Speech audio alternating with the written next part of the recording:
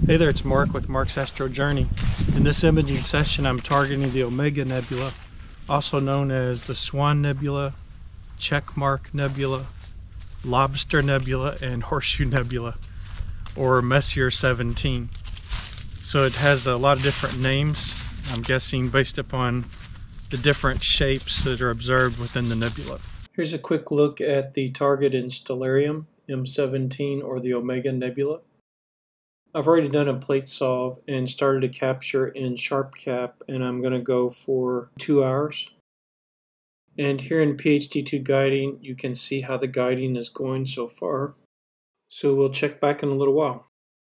In this imaging session, I'm using my Skywatcher 100 ED APO refractor.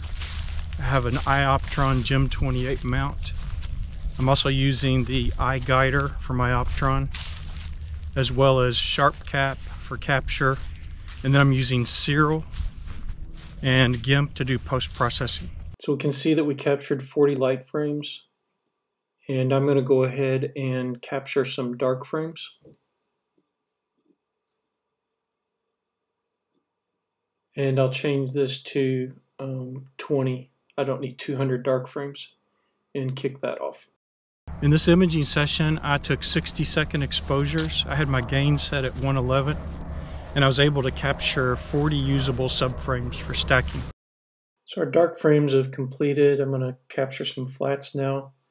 I'll put the light panel on and adjust the exposure and gain to get our histogram the way we want it to look for some flats.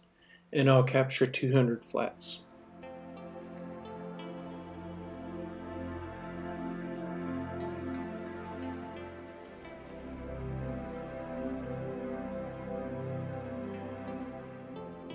The distance between Earth and the Omega Nebula is about between 5,000 and 6,000 light years, and it's about 15 light years in diameter.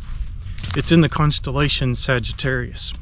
So I'm going to use Serial to do my stacking. Here's my home directory, and looking in the folder of the lights, you'll notice that I have these 40 M17 lights, and here's the flats, biases, and darks folders as well. I'm going to go ahead and kick off the pre-processing script. So I'll let Serial do its stacking work and check back in a little bit. So let's open the stacked image and take a look at it. And it's easiest to just switch to the histogram view. This gives you an idea of the data that's been captured as well as any gradient that's present. I like to zoom in only for the purpose of kind of looking at the roundness of the stars and things like that before I continue with any other processing. The total mass of the Omega Nebula is about 800 solar masses, and it's considered to be one of the brightest and most massive star-forming regions in our galaxy. I have a field flattener, but I usually do a slight crop on the image just to get rid of any artifacts from stacking on the very edges.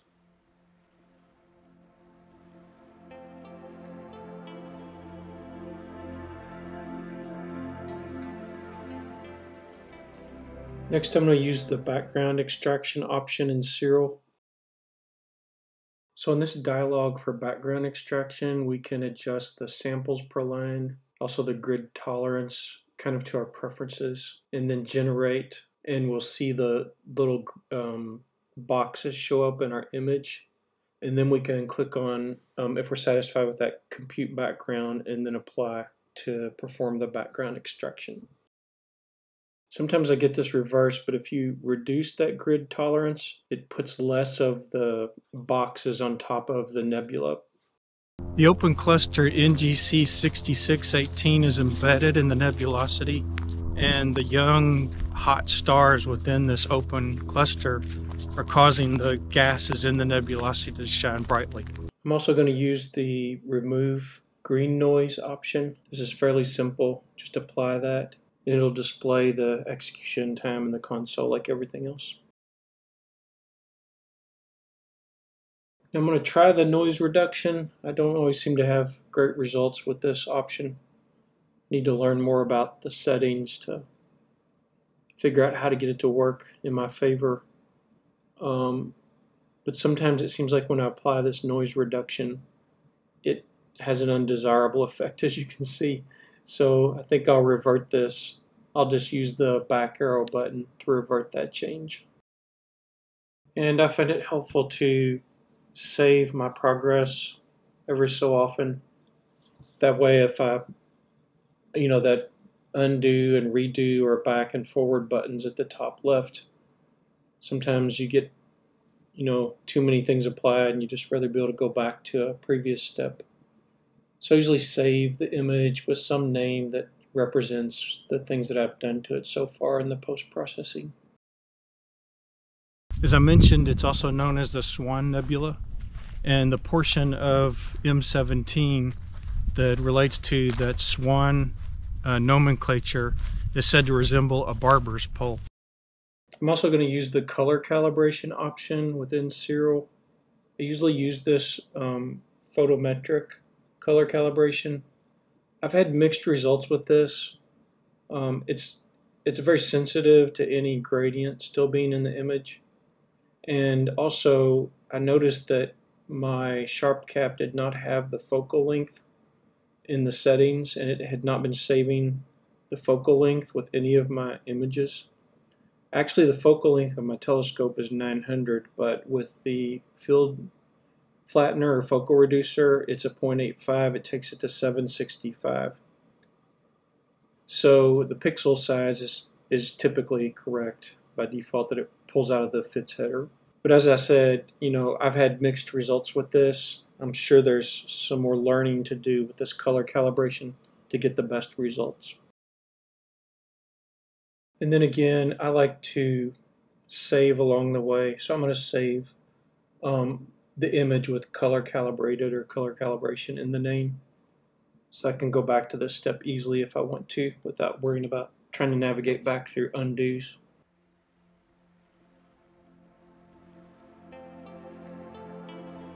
So I'm going to go ahead and use the histogram transformation. Since in the linear mode, you really can't even barely see any stars. I'm going to apply an initial stretch using auto stretch in the histogram, and then move on to the star removal and processing of the stars only and starless data.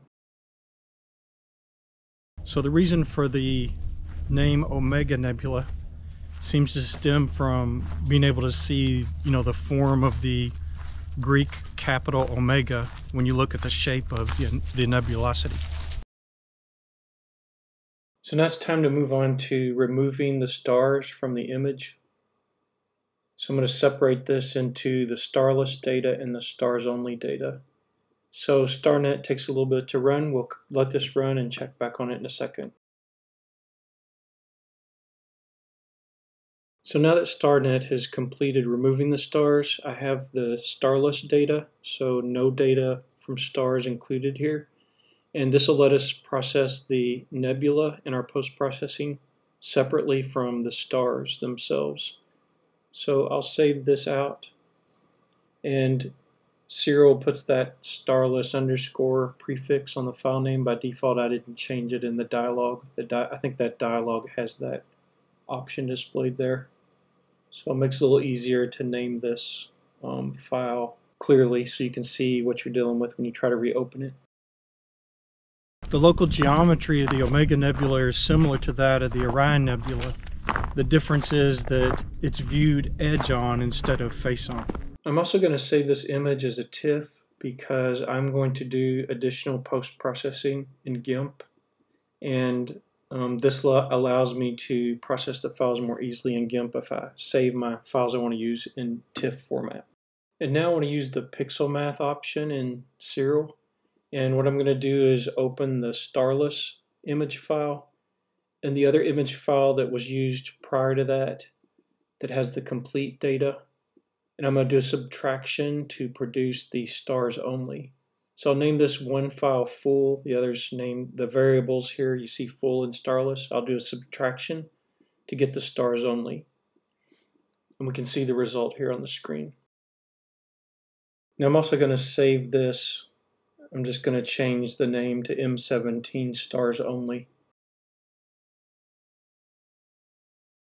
So I'm actually going to do a desaturation on the stars. And then if I need to, I can increase the exposure or something like that to bring back some of the brightness. but I don't want the stars to overpower the nebula when I recombine the data. So after desaturating, I'm just going to stretch in the histogram a little bit to bring a little bit of the brightness back.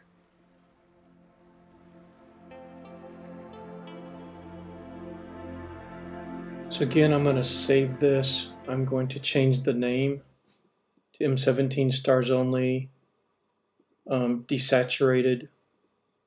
And this is the file that I'll end up using in GIMP post-processing, so I'm also going to save it as a TIFF.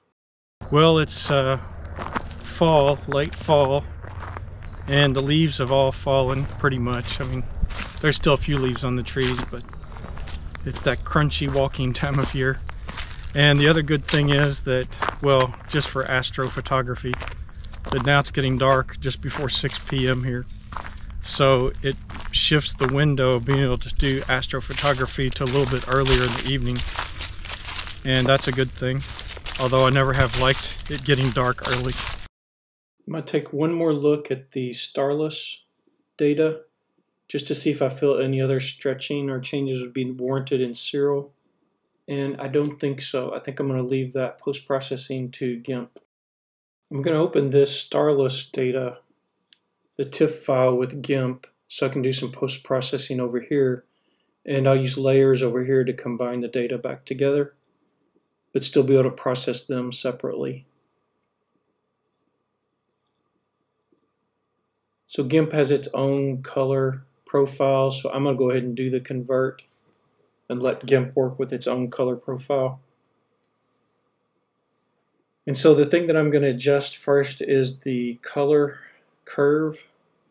And I'm going to do this. I got a suggestion the other day from Blue Lemon to try to use the color curve to get more of the contrast instead of using the black level or contrast options as much. So, you know, I'm not an expert at these color curves, but I'm going to try to raise the color curve a little and then on the lower end drop it back down to try to bring out the contrast between the nebula and the background without losing the contents or the data that's there from the nebula, you know, the light that's there. I'm also going to use the saturation option within GIMP and increase the saturation on the nebula itself some. Now I'm going to bring in the stars only file. This is that TIFF file I created. Drop it on top of the GIMP image, and that's going to create a new layer. And that layer will contain the stars only data. Again, I'm going to convert it to GIMP's color profile. So I'm going to change the layer attributes and change it to addition. This way the two layers will come together in GIMP. And I think what I see here is I'm going to make an adjustment to the stars only layer. If you uncheck that visible icon next to any layer in GIMP over in that bottom right toolbar, it will not display that layer at the current time. And so that way you can kind of see the changes you're making to the one layer clearly. So I'm going to adjust the brightness and contrast slightly here on the stars only data. And I'll make the nebula layer visible again, and we can see the data combined again. And this is looking pretty good. So I was able to go down to Spring Mill State Park and spend a few days. And it's a location where they have a section of camping spots that are full sun. So I was able to take my telescope and set up for this imaging session. And it's also kind of nice that this location is a little bit better as far as like light pollution, a little bit farther away from cities. Before I try to export, I'm going to merge the visible layers. And now that I have those layers merged, I'm going to export this as a TIFF file. And usually after processing in GIMP, I like to name it with something like GIMP final or something like that. So I recognize, you know, kind of where this file is at in the whole process. And I like to open the exported file directly and take a look at that.